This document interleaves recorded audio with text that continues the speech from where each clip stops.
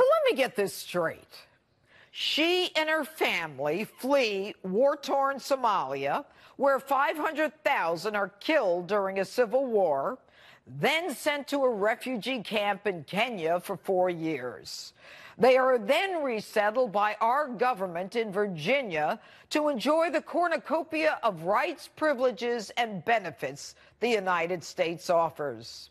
The she is Congresswoman Ilhan Omar, who represents Minnesota's 5th Congressional District in Congress only about 2 months.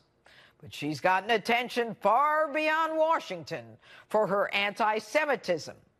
But as early as 2012, she tweeted, quote, "Israel has hypnotized the world. May Allah awaken the people and help them see the evil doings of Israel."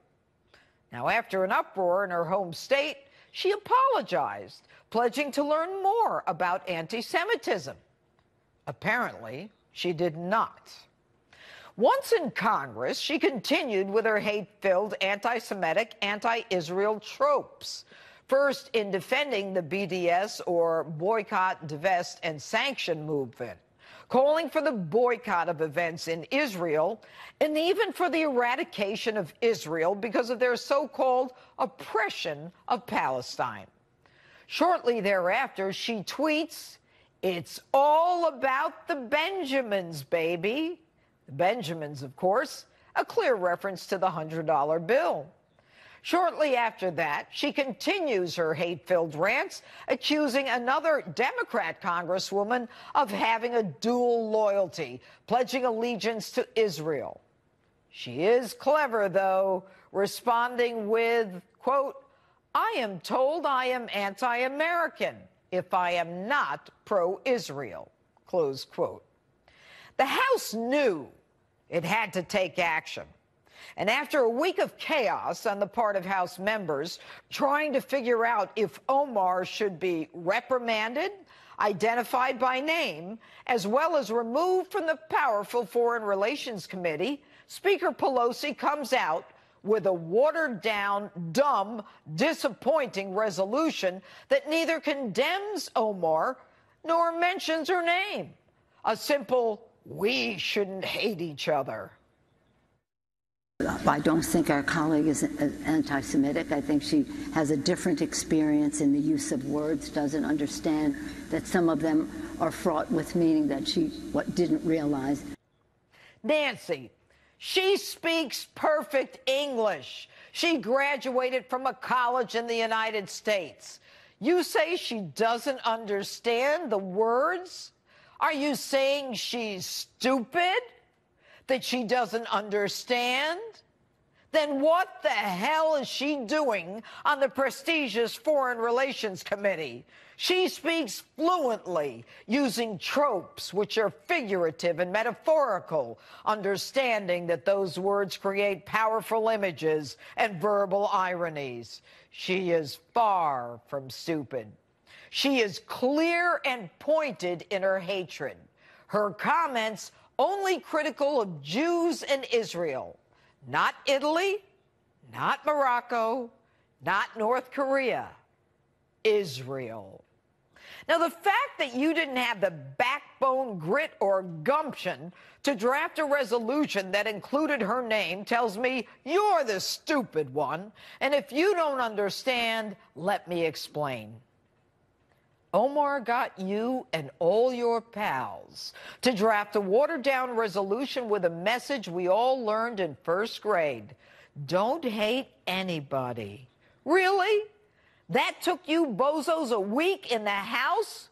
And yet you were so quick to admonish a white male Republican congressman accused of hate and strip him of his committee assignments? She then goes on to accuse respected members of Congress who support Israel, our strongest ally in the Middle East, of dual loyalty.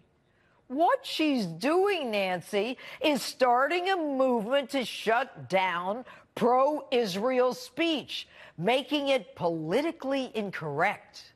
So when she comes up with her pro-Palestinian agenda, the pro-Israels are reticent to speak because she's already proven that the Dems will not punish her. And talk about chutzpah, she takes a victory lap and in an unrepentant and unchastised tweet takes credit by saying, quote, "Our nation is having a difficult conversation, but we believe this is great progress." But she continues her disdain and contempt for Israel, America's chief ally, ignoring how Israel has assisted us advancing our interests in the Middle East, preventing victories by radical nationalist movements, as well as assisting us in intelligence gathering. She then goes on to slam Barack Obama, saying he's just another pretty face who got away with murder, caging kids and droning people in the Middle East. But she adds he is a bit more polished.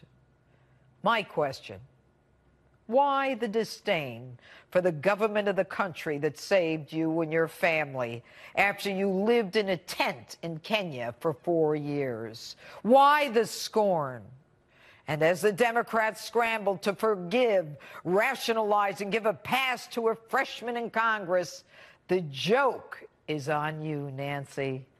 You've appeased rising anti-Semitism inside the Democrat Party. Let me say that again. You and the whole gang running for president in the Democratic primary in 2020 have appeased the rise of anti-Semitism in the Democrat Party. The sad part is that all this is contrary to the tenets of your party, which is so receptive to the LGBTQ community, illegal immigrants, refugees, and on and on. This is not who your party is. Your party is not anti-Israel. She is. Think about this. She's not getting this anti-Israel sentiment doctrine from the Democrat Party. So if it's not rooted in the party, where is she getting it from? Think about it. Omar wears a hijab, which according to the Quran 33:59 tells women to cover so they won't get molested. Is her adherence to this Islamic doctrine indicative of her adherence to Sharia law, which in itself is antithetical to the United States Constitution?